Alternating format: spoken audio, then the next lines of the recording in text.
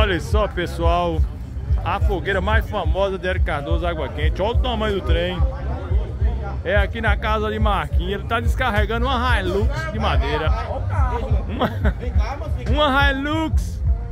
Vai, pega o pau. Que o trem é a maior, hein? Marquinhos tá lá, ó. Tá com um saco de batata doce ali. Tá com um saco de batata doce. E vai ter batata amanhã cedo, hein? Vai ter batata amanhã cedo. É a maior fogueira da região. Igual essa aqui não tem não, hein? Tem uma foto aqui, olha só o tamanho do trem. E chegou mais uma Hilux cheia de madeira, ó. 3 dias de fogueira.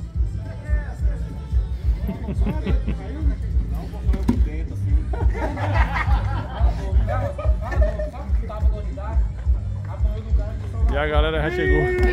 Já chegou. Massa ali jogou no ventilador.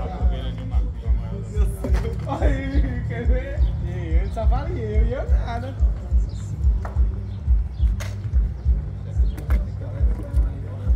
Oi, grava aparecer no Instagram. Veja, essa aqui tá boa, né?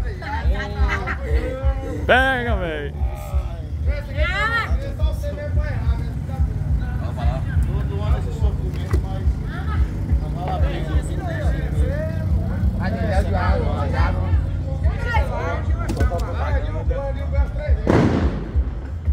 Apoio dos amigos, também sempre muito mais atento, ajudando todo ano nessa fogueira. Aí, doido, ó. É assim da bosta, esse cara. Da hora, gostei do patrocínio. É pra furar o copo ou é isso aí a hora? Não para, não para. A fogueira maior. Aí. Bora pra queimar, galera. É carro de carro direto.